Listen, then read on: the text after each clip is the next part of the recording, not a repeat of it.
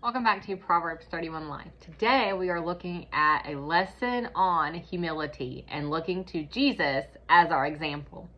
Matthew 20, verses 20 to 28. This is the portion where the mother of James and John comes to Jesus asking for her boys to sit on either side of his throne in heaven. Jesus explains that this is not his decision to make. He warns that they will indeed drink of the same cup. Later, we see both of them suffering for the cause of Christ.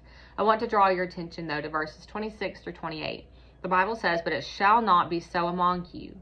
But whosoever will be great among you, let him be your minister. And whosoever will be chief among you, let him be your servant. Even as the Son of Man came not to be ministered unto, but to minister, and to give his life a ransom for many." That is exactly why Christ came, and this was the example that he set for us. He wanted to do this, okay? So don't miss that he came willingly to suffer for us. We get excited and thankful because that's the gospel. That's our salvation. That is God's love to us in one sentence, and we should. This is something huge to rejoice about.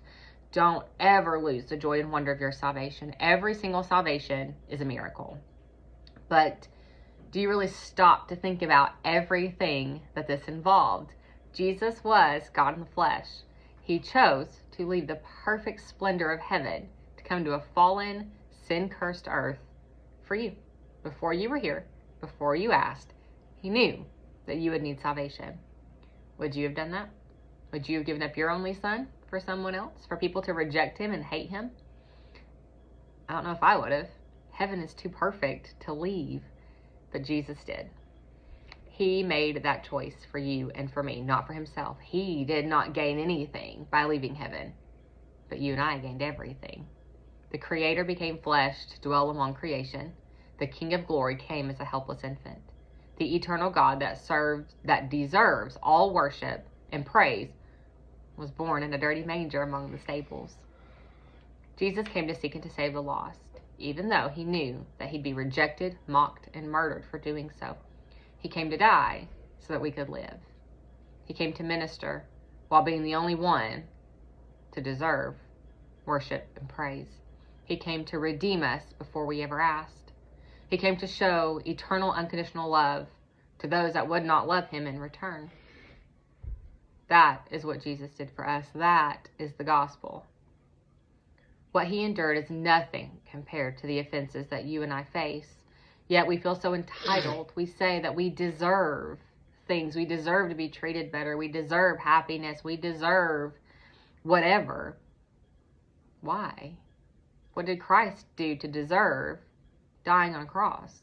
What did Christ do to deserve being separated from the Father? Nothing. The only sin that ever touched him was ours. He did not deserve any of that. We did. That's the death that we should have died.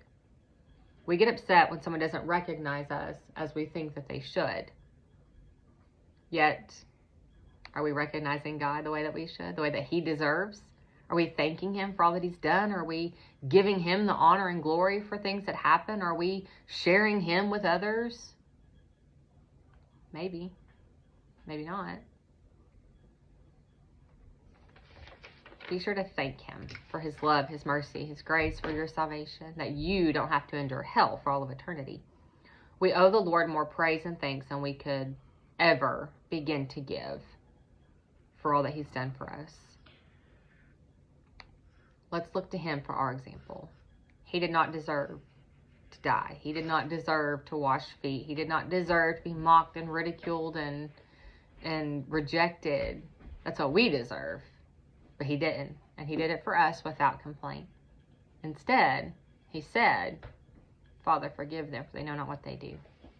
Let's look to Jesus as our example for humility. Let's seek to be humble, honoring the Lord, rather than seeking to get our own way. Until next time, stay in the Word, stay close to the shepherd, and let him lead you in paths of righteousness.